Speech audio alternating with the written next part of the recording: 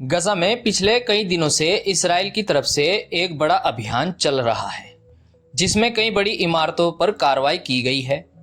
IDF का कहना है कि इमारतों को इसलिए कार्रवाई की श्रृंखला में रखा गया है क्योंकि हमास इन इमारतों में अपनी योजनाओं को पूरा कर रहा था। वहीं अब खबरें आ रही है कि इसराइल ने गजा में जमीनी अभियान भी शुरू कर दिया है, जिसके चलते सहायता समूह ने इस अभियान को रोकने की अपील की है। दूसरी तरफ इजरायली प्रधानमंत्री और राष्ट्रपति ट्रंप मुलाकात करने जा रहे हैं। खबरें ये भी है कि कतर के अमीर जॉर्डन पहुंचे हैं। पूरा मामला आपको बताएंगे। मेरा नाम है सलमान और आप देख रहे हैं दी सलमान हसन।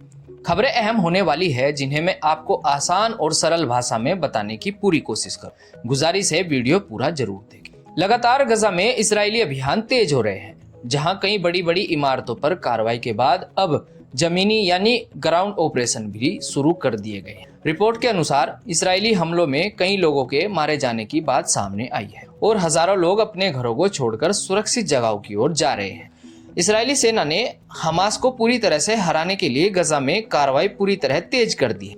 आईडीएफ का कहना है कि उन्होंने गजा में 24 घंटे के अंदर 140 ठिकानों पर हमला किया है, जिनमें कई सुरंगें और इमारतें शामिल है। कहा यह भी गया है कि सेना के जमीनी अभियान में कई लोगों ने शहर से जाने का फैसला किया, जबकि कुछ लोगों ने वहीं रहने की कसम खाई है। हमलों के दौरान इंटरनेट और फोन सेवा भी बंद होने की बात सामने आई है। सुरक्षा संगठनों ने इसराइल से ऑपरेशन रोकने की अपील भी की है। हालांकि ये सारी जानकारी अभी तक उपलब्ध सूत्रों और स्थानीय अधिकारियों के हवाले से सामने आ रही है, लेकिन खबरों के आधार पर कहा जाए तो सेना लगातार गजा में अभियानों को तेज करने में लगी है, ताकि संगठन को किसी भी तरह से हराया जा सके।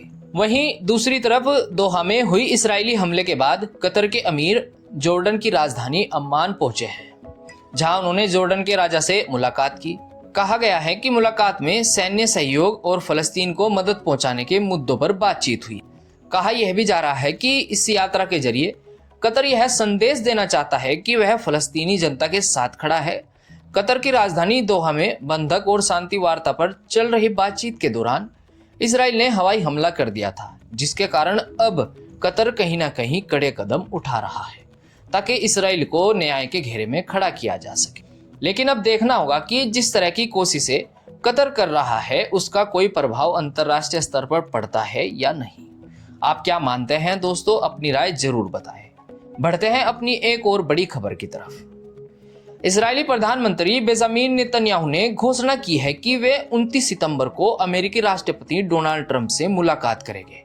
रिपोर्ट के मुताबिक प्रधानमंत्री नेतन्याहू ने बताया कि यह निमंत्रण सोमवार को राष्ट्रपति ट्रंप के साथ फोन पर बातचीत करने के दौरान मिला है।